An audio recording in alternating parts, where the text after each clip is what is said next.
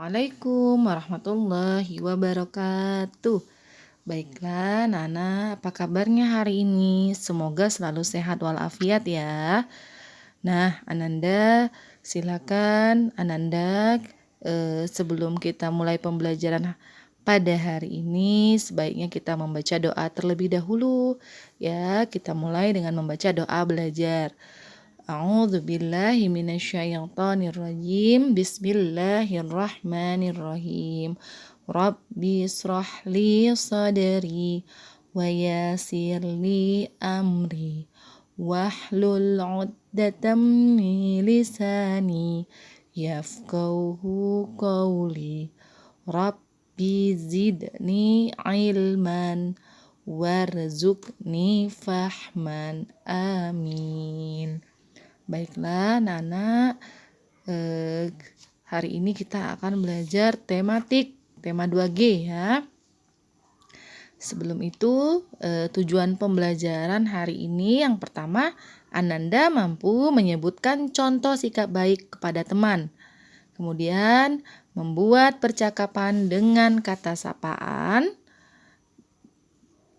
dan menentukan pecahan sebagai bagian dari keseluruhan dan kesatuan pada berdasarkan gambar ya. Yang terakhir adalah membuat karya imajinatif 3 dimensi dari plastisin. Nah, anak-anak Bunda, silakan buka bukunya tematik 2G-nya halaman ya 83 ya. 83 di sana ada pembelajaran yang kelima. Nah, coba anak-anak perhatikan gambar yang ada pada halaman 83. Di sini ya, pada halaman tersebut ini adalah pembelajaran olahraga ya atau PJOK. Tetapi Ananda tetap harus mengetahuinya ya atau memahaminya. Baiklah, di sini ada Tony dan teman-teman sedang berolahraga di kolam renang ya. Kemudian Pak Guru mengajak mereka melakukan permainan yaitu polo air sederhana. Dan Pak Guru meminta mereka untuk membentuk kelompok yang terdiri dari 5 orang.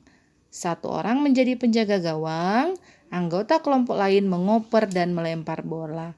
Mereka mencoba memasukkan bola ke gawang lawan dan bermain polo air. Nah, pada permainan ini apa saja sih yang harus diperhatikan? Yang pertama, Ananda harus sebelum berolahraga di dalam air itu biasanya melakukan pemanasan terlebih dahulu ya, dimana agar bisa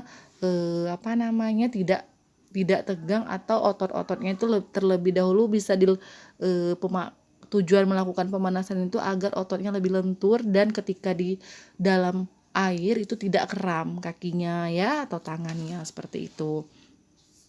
Nah, saat bermain juga kita harus lebih hati-hati ya, dan yang jelas pada saat permainan itu Ananda harus tetap memperhatikan lawan gimana caranya anak-anak tetap bermain dengan baik seperti itu ya. Nah, di sini halaman berikutnya yaitu di sini adalah sikap baik terhadap teman. Coba anak-anak Bunda perhatikan. Ya, contoh yang pertama adalah di mana Tony dan Made sedang berolahraga di kolam dekat sekolah. Ketika berjalan ke sekolah, Made tersandung batu dan terjatuh. Lutut Made terluka. Tony membantu Made berdiri.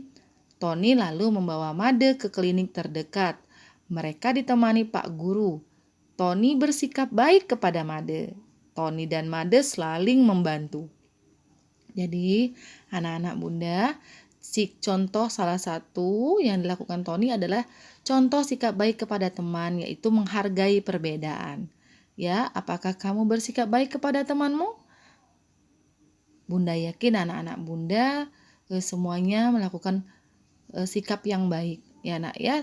Tentu banyak sekali hal-hal yang dapat kita lakukan ya. Contohnya saja pada halaman 84 itu adalah si Tony membantu Made berdiri dan membawanya ke klinik terdekat. Itu adalah salah satu sikap yang baik. Contoh satu lagi misalnya Bunda Ani contohkan ketika ada temannya nih ya, di kelas tidak membawa pensil atau lupa. Itu sering terjadi, sering sekali terjadi di kelas ya nak ya. Nah, kejadian ini mungkin hampir setiap hari yang pernah Bunda rasakan ya. Nah, anak-anak Bunda, ketika ada teman yang lupa membawa pensil, ada kala baiknya anak-anak membantu meminjamkan pensil kepada teman yang lupa membawa tadi. Nah, itu adalah salah satu contoh sikap yang baik ya kepada teman seperti itu nak ya. Dan banyak sekali contoh-contoh yang lain ya. Nah, setelah apa lagi yang terjadi? Kemudian di sini dibawalah ke dokter ya, ke klinik ya. Nah, di sini ada percakapan antara Tony, Made, Pak Guru, dan dokter ya. Nah, kata Pak Guru, "Selamat siang, Dok." "Selamat siang, dokter." Dokter menjawab, "Selamat siang, Pak. Ada yang bisa saya bantu?" Terus kata Pak Guru, "Dokter, tolong bantu siswa saya." Dokter menjawab, "Apa yang terjadi?"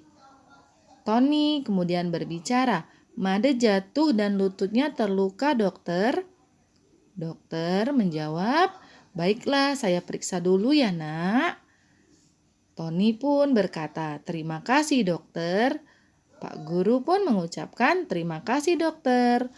Dokter bilang, "Saya obati dulu kakimu ya, Made." Made menjawab, "Terima kasih, dokter." Nah, anak-anak Bunda, jadi di sini adalah coba anak-anak perhatikan ya percakapan singkat antara Pak Guru, dokter, Tony dan Made ya. Jadi di sini kita akan menemukan kata sapaan. Nah, masih ingat tidak apa sih kata sapaan? Jadi kata sapaan itu biasanya terletak di awal kalimat dan lebih ke arti dalam arti kata menyapa. Ya, contoh nih ya dari Bunda contohkan kata sapaan. "Selamat siang, dokter." Itu ya nak ya, salah satunya kata sapaan ya. Nah, seperti itu.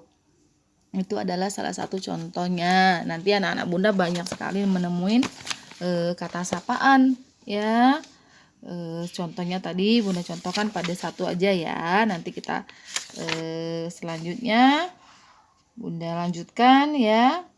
Misalnya contohnya hai atau assalamualaikum Bunda. Nah, itu juga termasuk kata sapaan ya, menyapa ya nak ya. Oke, kita nanti lanjutkan untuk pembelajaran yang ke-6 ya.